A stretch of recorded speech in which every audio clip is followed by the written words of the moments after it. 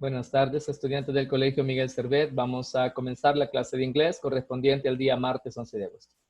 El tema que tenemos para hoy son las reglas para los verbos regulares, lo que tenemos para este día, para formar los pasados con los verbos regulares.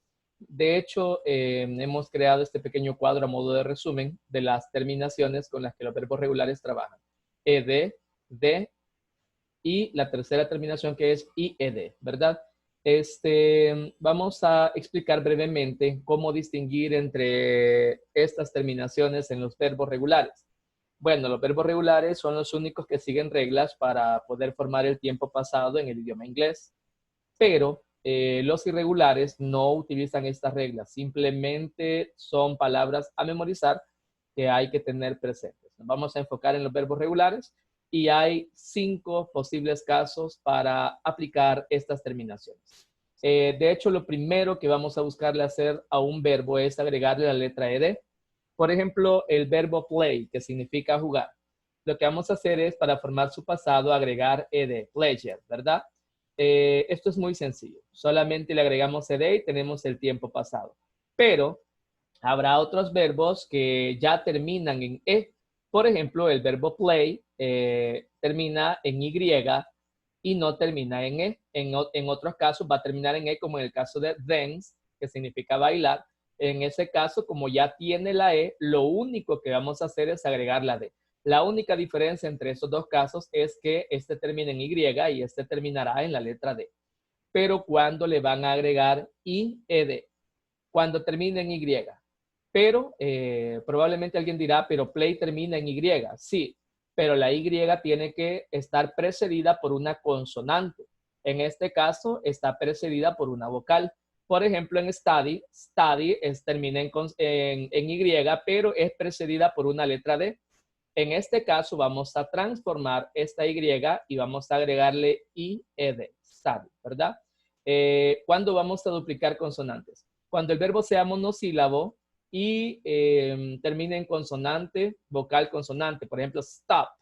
Stop termina en consonante, vocal, consonante. Repito, consonante, vocal, consonante. Pero hay un requisito más. Stop tiene la fuerza justo en la última sílaba. Entonces, cuando eso ocurra, cuando termine en consonante, vocal, consonante y la fuerza esté en la última sílaba, vamos a duplicar la última consonante y a agregar el stop, ¿verdad? En este caso. Pero en este caso siempre van a haber excepciones. Por ejemplo, open. Para open ocurre lo siguiente. Si es de un verbo corto, ¿verdad? Parecería que igual al caso de stop, pero la diferencia es que al decir open, la fuerza está en la primera sílaba y no en la última sílaba, lo que significa que no se trata de duplicar consonantes.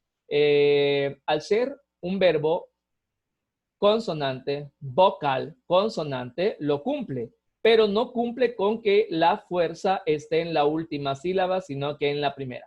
Así que este tipo de verbo lo tratamos como el primer caso y simplemente agregamos ed. Estas son todas las reglas que seguimos, los casos que se pueden dar para agregar las diferentes terminaciones de los verbos regulares. Tenemos aquí diferentes ejercicios. Por ejemplo, tenemos el verbo lavar y lo que vamos a hacer obviamente es agregarle ed. Tenemos el verbo llorar que termina en Y y como termina en Y y está precedida por una consonante, pues vamos a cambiar la terminación y vamos a agregar IED. En el caso de chop, tenemos que es cortar o picar, tenemos consonante, vocal, consonante, así que lo que procede es duplicar la consonante y agregar ed.